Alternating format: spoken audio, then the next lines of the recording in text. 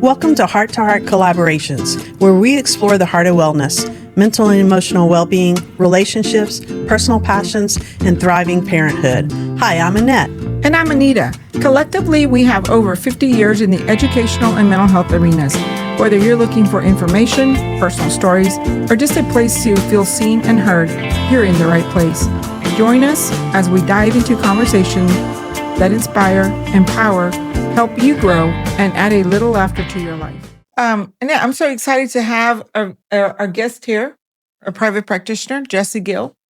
Hey, Jesse. Hey, I'm excited to be here. Ever since we found out you were coming this past week when I was thinking about you coming, I've been putting your name into all these different songs. Yeah. Like, Jesse, you're so fine, you're so... Okay, anyway. All right. And I always think about Jesse's girl. Okay. I'm like, I just made my own up. But I'm like, your girlfriend. Yeah. She's just, everybody wants her. She's Jesse's girl. Yeah. We've been talking a lot about, remember we talked about the, we've been going all summer long. We're closing up summer long with mental health. Yeah. Mental health in men. Yeah. And one of the articles was summer bro therapy.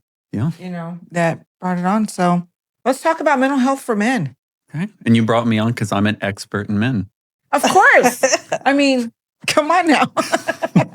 I do want to touch on some of your background, though. I know that you shared that you really work with adults and children, adolescents, and that some of your emphasis is on life transitions, is on trauma, is on OCD. Yeah. And I'm curious, before we get into this bro therapy summer, kind of what brought you into being a counselor, being a therapist. Yeah. So actually, it's funny. I make a point to always tell a different story every time I get asked this because it gets asked a lot. But are any of them true? Are they based on they're truth? They're all a little bit of truth. Okay. It's like two truths and a lie. Okay. You gotta, but I'll be honest. I'll be honest this time.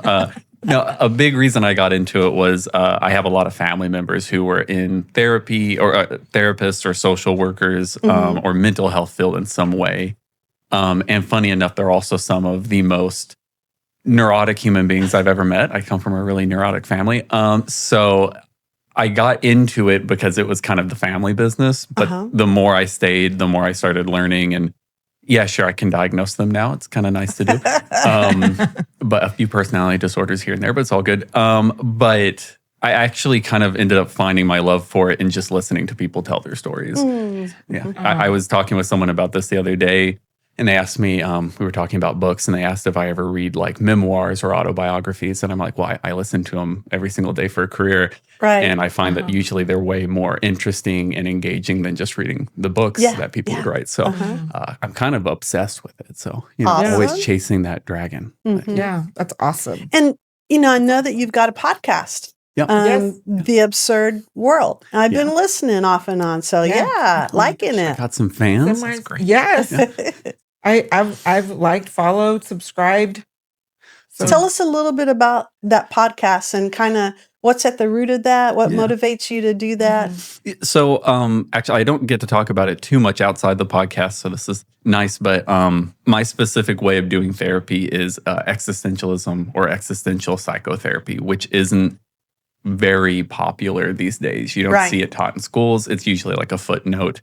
But that's kind of what I built my career around. And I saw the podcast as an opportunity to kind of blend the philosophical side and the mental health side and kind of try to teach people how to view life through that lens. There's a lot of podcasts out there about like stoicism and like a lot of male podcasts, like a lead podcast talking about how to live a stoic life. Some of them are really great and some of them are really scary. But I never saw any that was talking about existentialism, and I think it's an incredibly important way to view life. So that was kind of my goal, to educate people on what existentialism is and maybe encourage them to explore, maybe through therapy, maybe just through philosophy. But it's also a great ADHD outlet for me. I can just, So for the purpose of just kind of letting listeners know what they might encounter with your podcast, give us just a brief definition of what existentialism is. Yeah, existentialism is the idea that, you know, the world is a very ambiguous, absurd place. Like we never really know what's going on. Rules are always changing, laws, policies, all these things. And it can be really scary. And a lot of people kind of try to find a path that will help them, just kind of make it through life in a great value-driven way. So some people are choosing things like religion's a really great example of a way that you just kind of pick a path and you go. And existentialism tries to really encourage people to just create their own path. So it could be through like religion, it could be through philosophy, through finding like hobbies or interests. But the whole goal is that you do it very aware of yourself. You don't get taken advantage of. You don't fall down rabbit holes that end up, you end up losing your own values. So it's a very value-driven journey. But I think the thing that really draws people in is the idea that there's no wrong answers. It's just, as long as it feels genuine and natural to you, that journey is yours. So the podcast kind of tries to encourage people to ask all the questions to uncover who they really are to begin that journey. So a lot of what I do in therapy too. Really good. I know you said one of your populations that you work with is OCD. Yeah. And so I feel like in terms of society, it is so misunderstood that whenever people think about OCD, they think of something that's very grandiose and maybe scary, that sort of thing. What would you want to just, throw out there today? One little thing that you would want to throw out that you feel like maybe it's a misunderstanding? Yeah, that's a really good question. I would probably, I kind of try to word it because I get a lot of people who get the diagnosis of OCD and then they don't exactly know what it means, and they're afraid they're like these very extreme versions of, I have to flip the light switch on 1,000 times, which is true. It can happen, but that's not all somebody is. And usually what I tell them is someone with OCD is just somebody who is so afraid that they are going to lose who they are if they don't constantly stay vigilant. So if I'm not constantly doing these maybe little habits that keep my world in equilibrium, or if I'm not constantly being aware of what I'm thinking or how I'm acting or judging myself, I will lose who I really am. And I always tell everybody that genuinely is a horrifying thought if I thought I was going to lose who I was. So for people with OCD, they're just not feeling very trusting that they can remain who they are if they're not going to certain extremes. And I think that's a really, I don't know, it's a scary and understandable place to be. Let's make sure we talk about our sponsor for a second. Yes. So we are here at the Meeting Place in Farmers Branch. The Meeting Place is owned by Rob Bliss, and he is so generous to us, always helping us film and video our podcast. And it's also a great place to come network. He's got great lunch things going on, like meetings going on during lunch, networking. So workspace, that people can lease or share, right? Yeah, it's a great vibe here. Oh, absolutely. Yeah, Rob's always trying to get me to come in and hang out in his Zen room and stuff, always so welcoming. And I've never even been back to this side of things. That's really kind of cool here. So I'm a little jealous now. Yeah. Yeah. So that's where we're at. It's the Meeting Place. Oh, and they have a comedy show coming up on Friday. Oh, yeah. They keep doing those. You told me about those. Yeah. You guys got to come. They really are funny. So, yeah. So let's jump in and let's talk about summer bro therapy, right? Yeah. Absolutely. Yeah. Bro therapy summer. Yeah. Say it either way. Yeah. It works. So let's talk about it. Let's talk about what's happening. What are we? I'm curious to see, what are you seeing as far as, do you see a lot of men in private practice? Yeah, at the beginning of this year, I got a very high. I like in the practice I'm in now, I brought a lot of people with me going into the practice, and then I had some openings in my calendar, and I've gotten a shocking amount of men suddenly on my list. I think it's probably evened out to about 50-50 now, and a lot of middle-aged men coming in, which is not a population I've seen very often. That's awesome. So yeah, I got a lot of content for the day. Don't worry, I won't be sharing anybody's secrets. But yeah, but that is awesome that many amount of men are coming in for therapy. Yeah, it is surprising. A lot of the men I see too also seem equally as surprised that they're there to see me as I am to be seeing them. So it's a shared moment. I'm curious, what would you say are some of the main presenting, issues that men seem to seek out therapy for? Honestly, probably one of the biggest ones, especially right now that I've been getting, is those life transitions. So a lot of people in general, I think, hit these kind of moments in their life where suddenly everything gets flipped over on its head. Mhm. And so a big thing could be divorces is a big reason why I may see somebody, career issues or struggles, retiring. Some of the younger men I see are either just getting into college or just graduating. But Mhm. it seems to be a lot of the men I see are kind of hitting these moments in life where it would just be a natural transition, but they seemingly are kind of finding themselves having no tools to address the transition. And Mm. so some of the guys will say, like, well, I usually turn towards my wife or my family, or Mhm. maybe even just lean on support from just the family unit, like kids and everything. But everybody's going to college. Maybe a divorce has happened. I don't have Mhm. anything to lean on anymore. And so then they look at me and they're like, so Jesse, I'm going to lean on you. And I'm like, all right, for 1 hour a week, we can do that. Yeah, definitely. Yeah. Yeah, that's awesome. I'm thinking, okay, so, with the men coming in, I'm wondering, how many of them are not coming in, Yeah. you know, Yeah. because of society, the stigma that follows men. Absolutely. I was thinking about all the machismo, in the Hispanic culture. The expectation, Yeah. yeah, Of- for people who identify as male Mhm. to Well, maybe fit in a box, right? Yes, yes. And I mean, I'm thinking, as far as like the stereotype, you got to be strong. You're not allowed to cry. Yeah. You're the man of the house. You got to get out there and get the job and, lead the way, right? Yeah. There's not a lot of time to sit and talk and feel feelings. You're constantly on the go. It's kind of the idea. Yeah. I think it's interesting that as a society, and thank goodness we have, but let's just say in the last 100 years anyway, that we begin to view the role of the woman, differently. And we've allowed room, although it's been slow, we've allowed room for the woman's role or position or idea of what a woman is to evolve and change. Thank goodness, right? I mean, we still have work to do there, but have we really done that for our men? I don't think so. I don't feel like we have. Yeah. I mean, like, I think you're 100% right. Like, the idea of like a working class woman and being able to like y'all are two amazing examples of women who have like done something that maybe not that long ago wouldn't have been so possible or likely.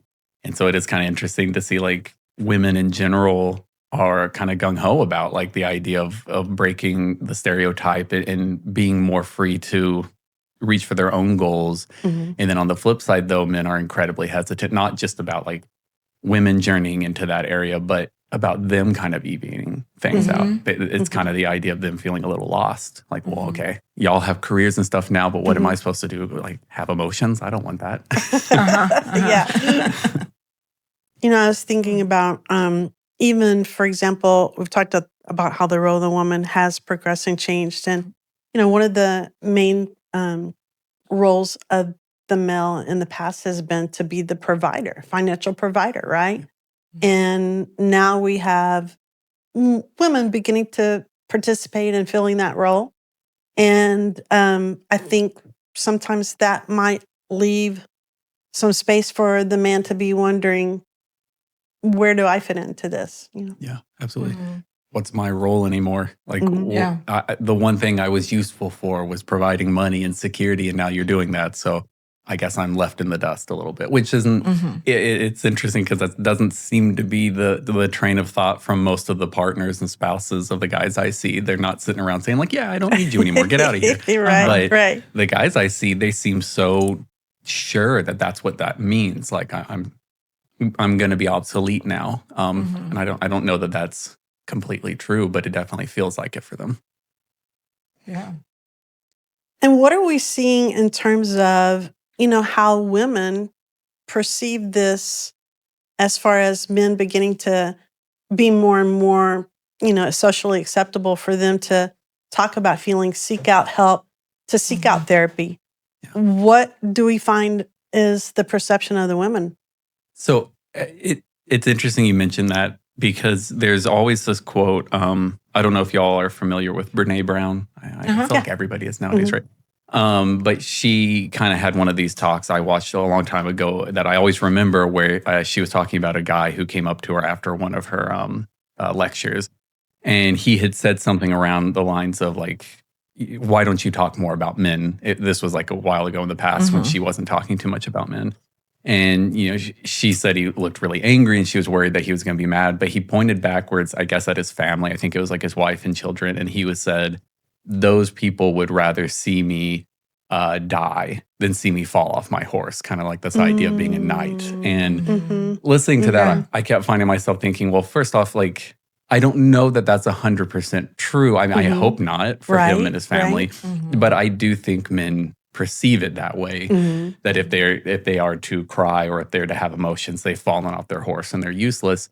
But I genuinely think, as far as I can tell, maybe y'all can tell me otherwise, I am coming at it from a man's point of view. I question if that's really true, if women are really, you better stay silent. Right. And never talk about yourself, or else, yuck, get away from me. I don't see that from women. I hear more of my women clients kind of talking about, I wish my partner, my boyfriend, my husband would just open up more. In fact, more. I have a lot of clients who were sent to me by their wives. Right. Yeah.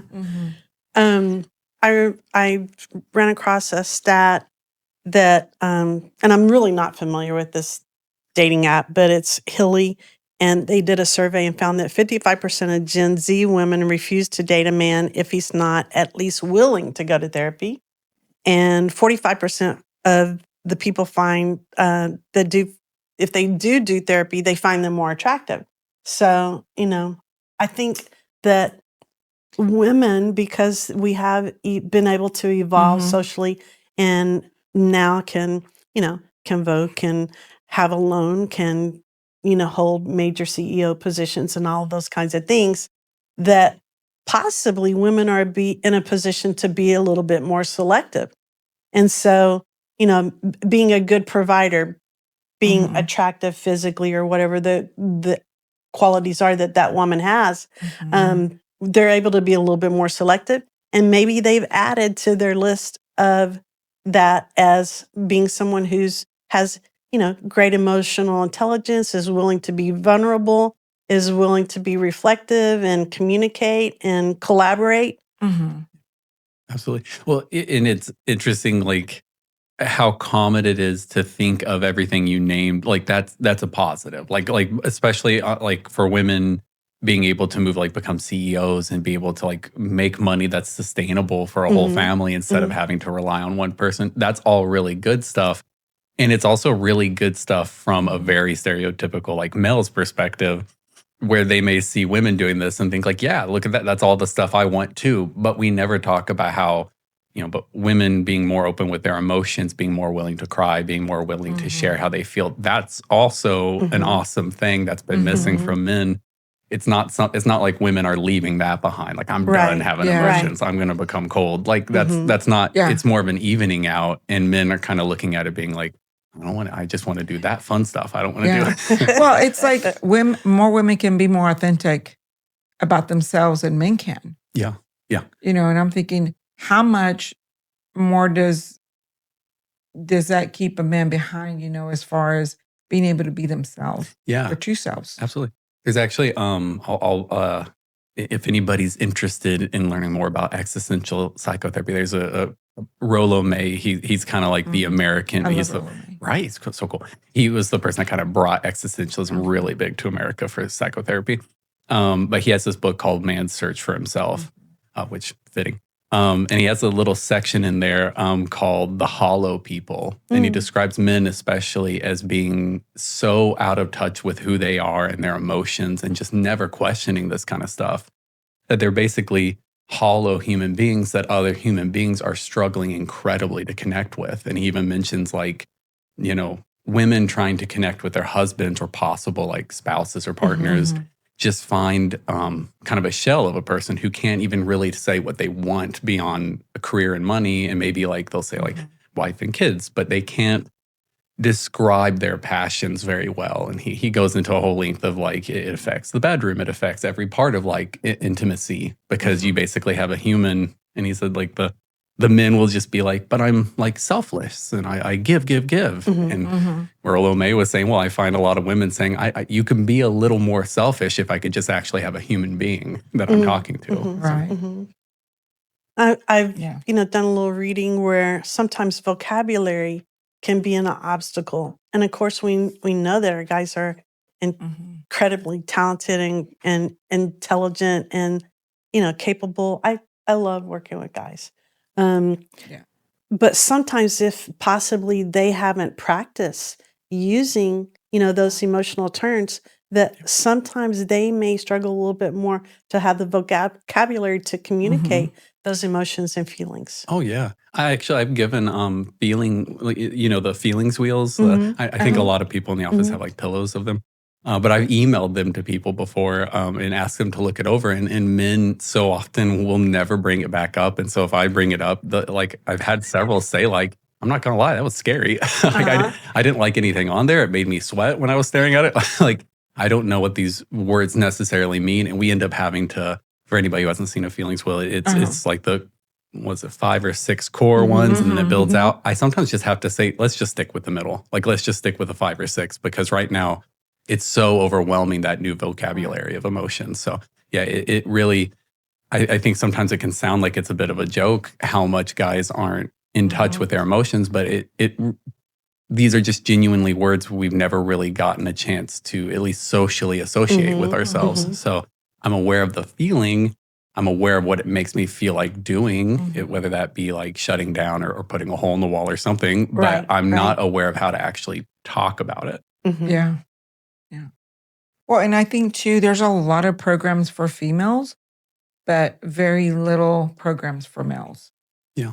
And I'm thinking even in like the recovery aspect of it, I think about, they have so many programs for young women, but not for young men. Yeah. So, yeah, we got to change that. I'd seen some research where the men that we've got some work to do in the mental health profession, because some of the men have reported that when they do seek out therapy, they feel like their needs are being underestimated. The seriousness of their needs are being underestimated. And so we have to look and see, are we bringing biases into the office when men come in? And that's something that, as a mental health, we have to consider. So. Yeah, actually, with our other two, I won't go on it. I won't bring my soapbox out. But I do think, as a therapist, I think therapy has a tendency in modern times to lean towards an underwhelming way of addressing things. And I won't like pick on any type of therapy specifically. It's just if you want a good therapist, existentialism is the way to go. No, but that's something that drew me to existentialism. Was I thought therapy was just moving too quickly, or it was just too surface level. And I often because I've actually had that experience of men wanting more, like in therapy, like they're wanting to get to it quicker and like get into the deep stuff faster. And I often kind of wondered, men sometimes, I think one positive maybe that they have is that they go into these scenarios thinking like, if I'm going to do this, I want it to be as best as possible. Yeah. And sometimes fully invested, right? Absolutely. And they're used to having those experiences. And I've noticed sometimes with my clients who are women, I have to watch myself really carefully, because I always want my client to lead what we're doing. And sometimes, especially with like my clients who are women, there's a tendency to like that power dynamic where the power is being given back to me as a guy sitting across. And so that's something we have to break in there. So something I do enjoy about the clients I have that are guys, they're like, no, we're getting to the deep side. I mean, even if I don't know how to word it, I'm just going to tell you something. But I expect the best right now. Yeah, diving in. Yeah, a little bit of pressure on me, but I'll take it. Yeah, I love that. Awesome. Yes. Yeah. One of the things that I read about, and this was in 2017, there was a study done, and it involved, random study, U.S. UK and Mexico, and it was young men. And they titled the release of this research, they titled it the Man Box, and it had 7 pillars. And so those 7 pillars at that time was self-sufficiency, acting tough. So these were what men felt like these were norms that they were being expected, you know? So self-sufficiency, acting tough, physical attractiveness, adhering to rigor gender roles, heterosexuality, sexual prowess, using aggression to resolve conflicts. I know that's quite a list, but so they are still feeling very much that there's a box that they're expected to stay in. Nothing in there was very vulnerable sounding. Like it was all like, I'm going to be in charge. I'm going to take charge. I can fix everything. I'm not asking for directions. I'll keep driving around. Right. But no, a lack of leaning on other people or knowing when to look to other people to take care of them in a way. Right. I think that's actually probably the biggest thing I butt heads with guys in a therapy room is that I never want someone to lean fully on me. I want them to be self-sufficient in a lot of ways, but guys will be overly attempting to be self-sufficient. And sometimes I have to say, like, let me care about you. Like, actually, let me care about you in a moment. Like, that's not too much to ask. Like, we've known each other now for a few months to like a year. Like, I'm not going to do anything to hurt you if you give me a little bit of that vulnerability. And I've never seen something make a guy sweat more than the idea of letting someone care about them in that way. So, but yeah, the list you were listing there just sounded very lonely. I think it sounds very lonely. I was thinking about this when I was reading this, the sexual prowess, right?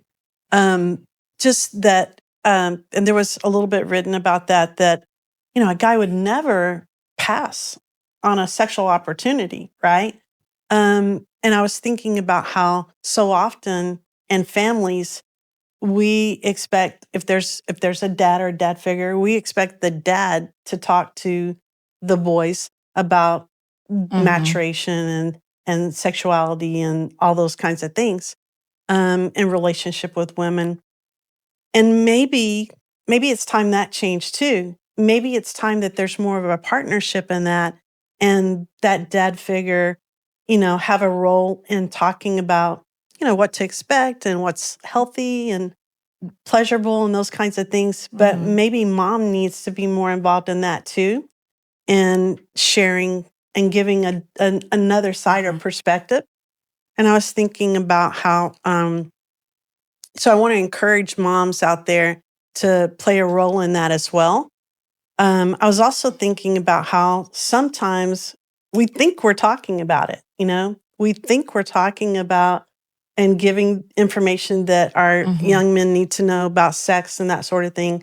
And yet, in hindsight, and the kid felt like we never really talked about sex, right? And so maybe a role in that is, instead of giving out what you think is the information, is to ask some questions like, what are you curious about, when it comes to sex? Yeah. What would you like to know more about when it comes to sex? And both parents, if there's a home with two parents, both parents, playing a role in that. What do you guys think about that? You remind me of a professor I had actually back when I was an undergrad who had we were talking about when to have the talk. It was a child psychology class, when to have the talk with your kiddos. And they were very adamant about the idea of you can kind of pick the time to check in with them, but the kid can pick when to actually have the talk. And if you create an environment where a kid feels comfortable saying what they don't know and asking about it, that is ideal. Because otherwise, I'm going to come in and say, all right, let's have the talk, take a seat. And the kid's like, am I in trouble? I don't know. Right. It's just, it kind of throws the whole thing off. I really like the idea of asking your kid, what do you already know? Do you have any questions? And if they don't have anything there, we'll touch base again later. It doesn't have to be this horrifying 5-minute ordeal and then we'll never talk about this again ever. Right. Never. Even when you're in your 30s or 40s, if a sex scene comes on TV while we're watching, you better close your eyes. We're never talking about this again. I think it all depends on the communication at home, like openness, because there's other things that happen in school that sometimes we want our kids to talk to us about, and just kind of sometimes just being an ear, Yeah. not even giving advice, just listening, Mhm. Can I ask y'all, like, because working more like around education school, do y'all find that there's a lot of kids who would rather tell people things at school than go home and tell their parents about it? That almost Yes. like the information gets left out of the house. Mm-hmm. I wonder. I've worked with kids, but like I've never in the school settings. I've never been in a school setting. I guess technically I'm homeschooled. We were joking about it. Oh gosh. Yeah. I mean, before the children go home, they're going to talk to their friends about it. That's just normal. Yeah. I think too, in the school setting, there's a lot of like cool young teachers, and they don't have to be really young either. They're just cool that the kids have a connection with. Mhm. So again, it's about connection and openness, that Yeah. acceptance, Yeah. So I'd say any teacher or coach, counselor on campus, administrator. Yeah. Yeah. It's interesting. A side note. I won't like a big thing in trauma therapy when you're working in trauma is like realizing a lot of like resiliency going through a traumatic situation is usually because a kid will find like one person who really stands out. Yes. It's just the Mhm. opposite of everything else they've experienced. And a lot of times it's teachers or like school counselors or somebody in a school setting. And I often wonder, how often that could actually be someone in the house too. Like it's great to have these amazing Mhm. teachers and school counselors who are just great at what they do and bringing that out of their kid and building resiliency. But it almost kind of seems like the idea is like, so that will just happen at school. And it could happen in the household too. Yeah. I mean, heck, Yeah. like I said, I was homeschooled. I got both. My mom was a good teacher, school counselor, and parent. Nice. You got it all in one. Yeah, she did a Shout great out job. to Jesse's Yeah. mom for sure. Yeah. Oh, she'll be listening to this too. Yeah. So she'll be Awesome. very happy. Great. About this. Yes. Good deal. Yes. I love That's it. awesome. No, but again, it goes back to having that connection and acceptance, and just having that open door policy. Mhm. Because if you have that at home, then before you go out there, with some of my kids, I'm the sounding board. Before you go out there, let me know. Otherwise, I can't protect you. If the principal calls and says you did so and so, and then I don't know what happened because you didn't tell me because you were scared to tell me. Yeah. Then I'm probably going to react instead of sit down and talk with you about it.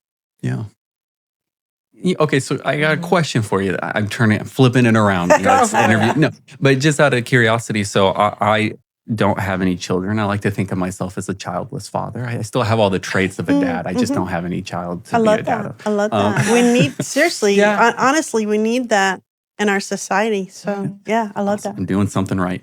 But I think of it sometimes with my clients where let's say I'm working with a client who has like extreme presenting like OCD or borderline personality disorder or something like that. Mhm. And I'm always very adamant about being accepting of them and not judging them and Mhm. not treating them any differently. Like obviously, but I've had a couple clients actually ask if they think I would act differently around them if I lived with them. Like if I were living with them, not that they were inviting me to live with them, Yeah. boundaries, all right. But just like, I think they were kind of calling BS on the way I was treating them and like acceptingly, they'd be like, nah, but if you were my parent or my partner, it'd be different. Right. So I kind of wondered, if kids can feel the same way with like, this teacher's so accepting of me, but it would be different if you came home with me because I'm a bad kid or something. In quotes. Well, I think, one, when you're the parent,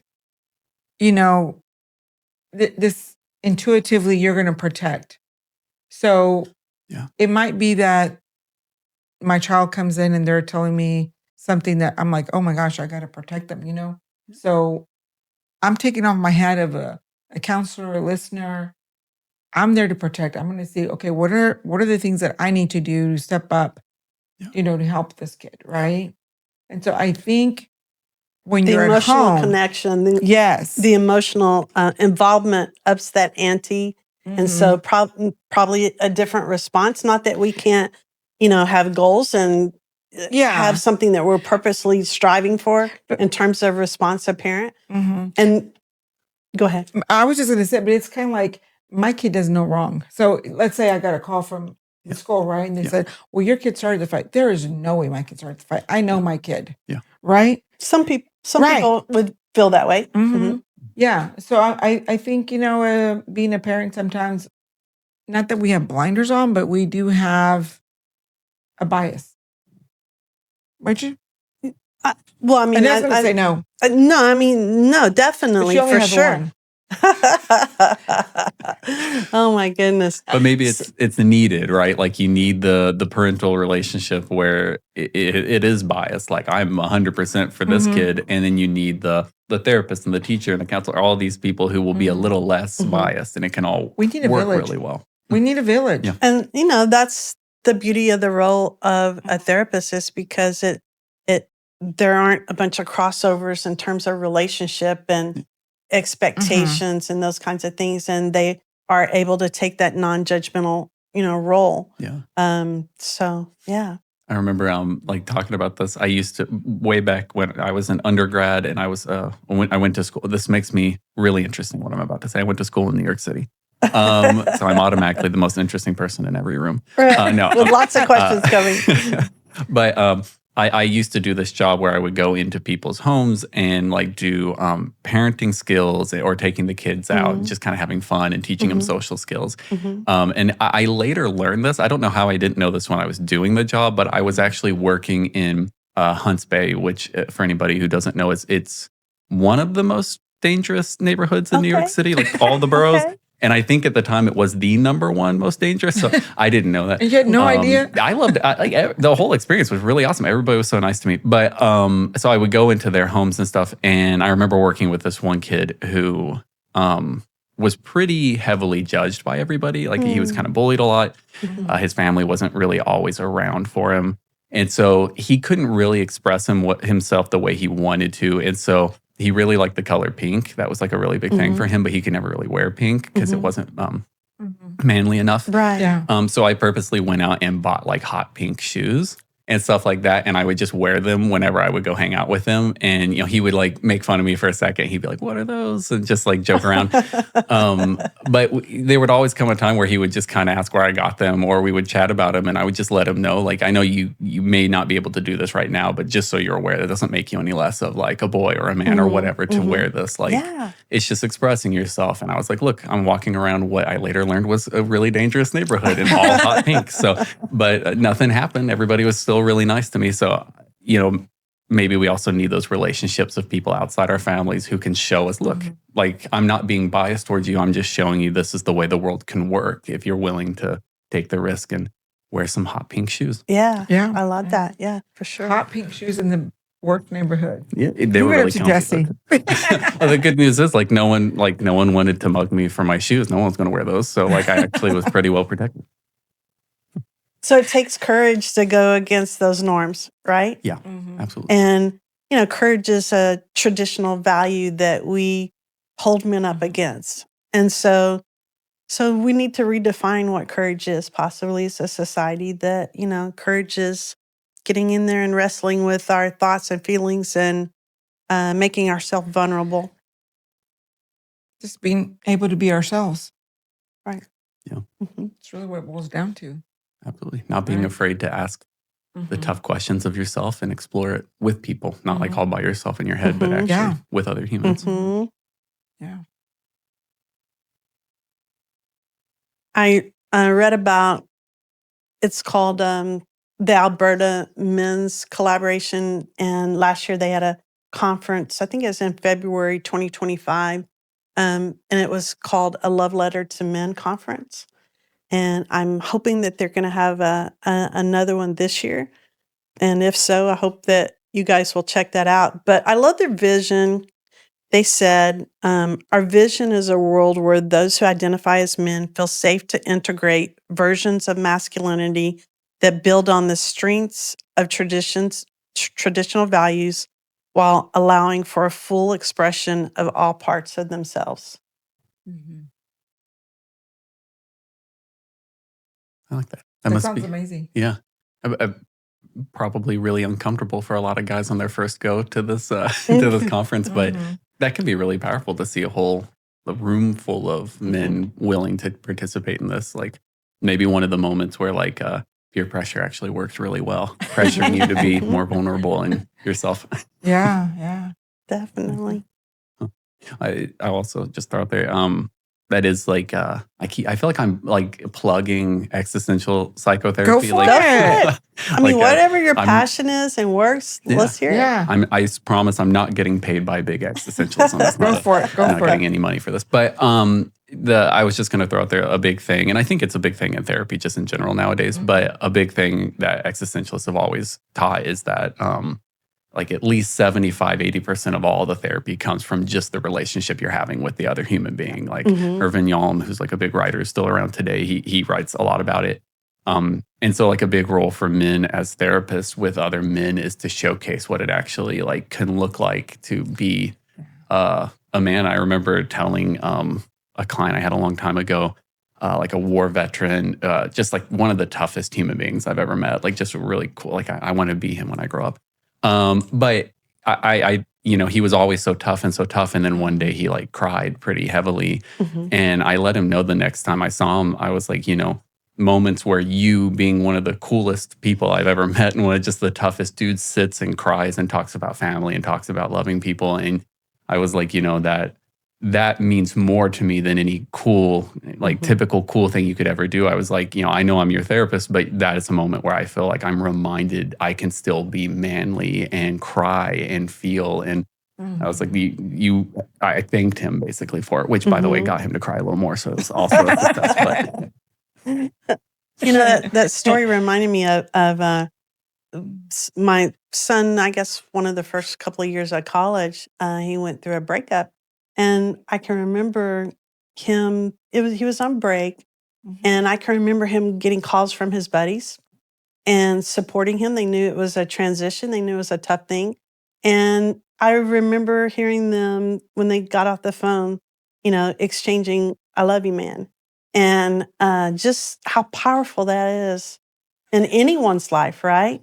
Yeah. But especially in guys' lives. And just being able to not only connect emotionally with men are more likely to connect emotionally with the women, but learning to connect with the other guys in their life.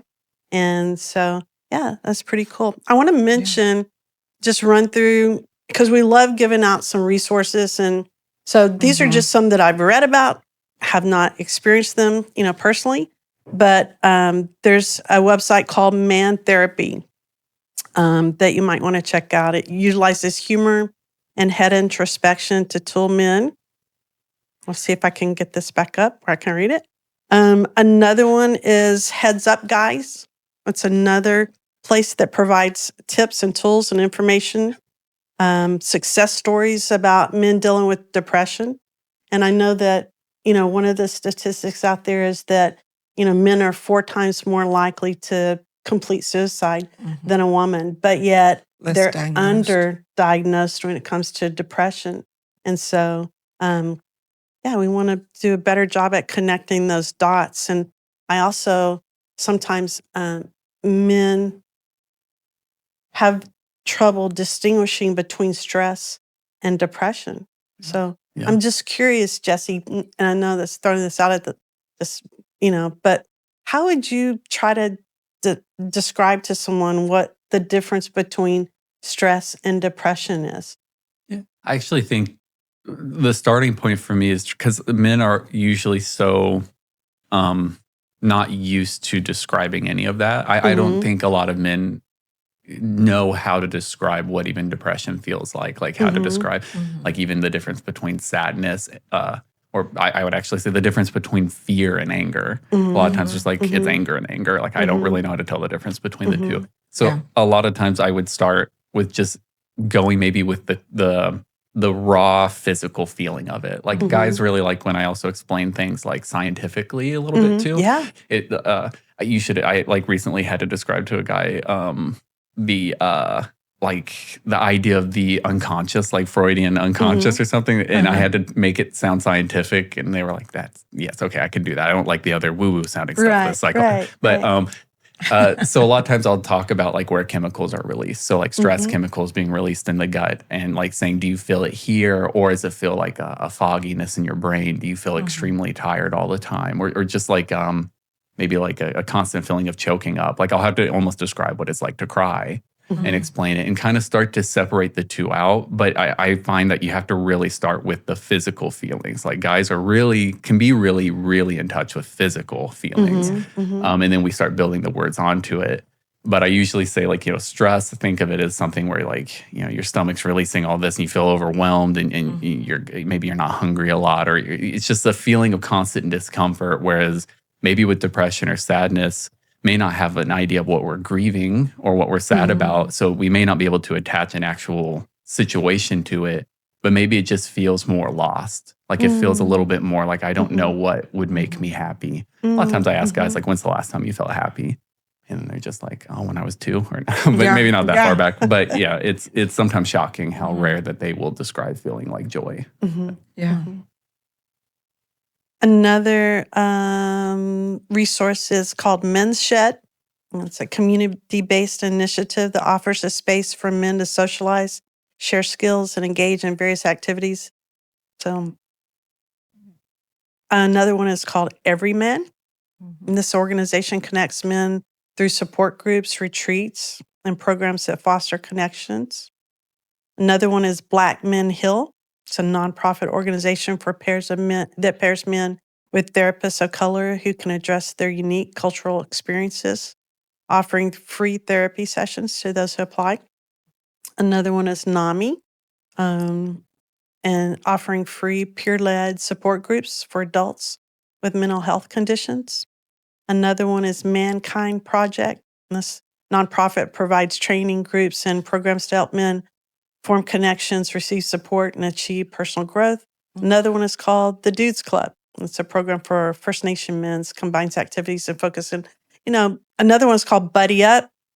Another one is called Men's Transition Program. And I just wanted to take the time to list these.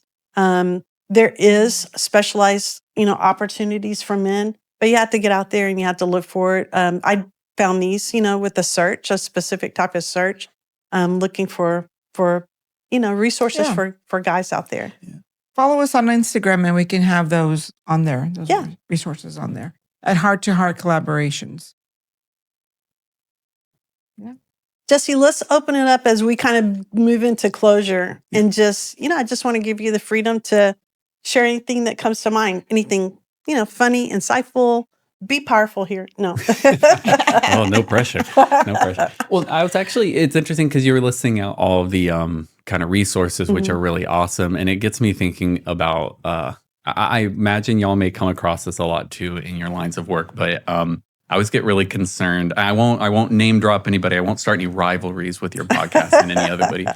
But I always think about like hearing some of my younger male clients talking about, watching certain YouTubers or watching or listening to certain people on podcasts, and some of it's kind of scary what they are watching. Right. And I was going to just throw out a thought because I know a lot of people will go to these things because it's quick and it's easy access. I mean, heck, we both have podcasts, so like we're also in the same field of like talking and having people listen.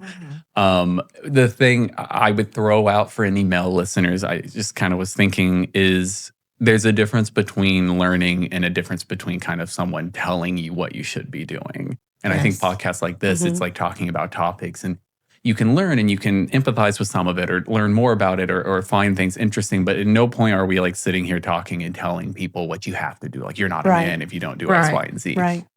You're still a man. If you cry, you're still a man. If you don't cry, you are what you are. And identity is an extremely complex thing. So we can't really just chalk it up to one single thing. But I guess what I would think is, but if you ever feel like someone is, a YouTube video or a podcast is telling you this is what you have to be, and there's a lot of shoulds and have tos, maybe just approach with caution. And there's I always love it. There's the OG existentialist. He's like considered one of the original ones, like way back. We're talking like 1800s.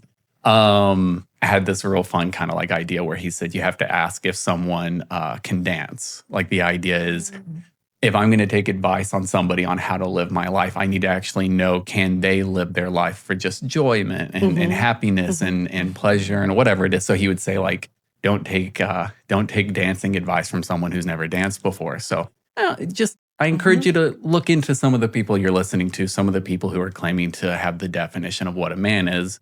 Is that really what you'd like to be? I know they got like money and cool cars and they go on a lot of dates or something, but like, are they happy? Are they in legal trouble? What's happening in their life? And do I want to emulate that? On one of our recent podcasts, we talked about Dr. Vivek's letter to, Final Prescription for America, and talking about what maybe, the fulfillment triad compared to the success triad and what does make us, happy and fulfilled. So, I think that's great advice. Yeah. Well, Jesse, thank you so much for being on the podcast. Yeah. Thanks for having me. And don't forget the absurd world. Check that podcast out with Jesse Gill. On your wellness, elevate your life. The content presented in this episode or any others should not be considered therapy and is not prescriptive. If you have questions or concerns about mental health, contact your primary care physician or local mental health provider. The opinions expressed are solely ours and are not representative of our employers or coworkers.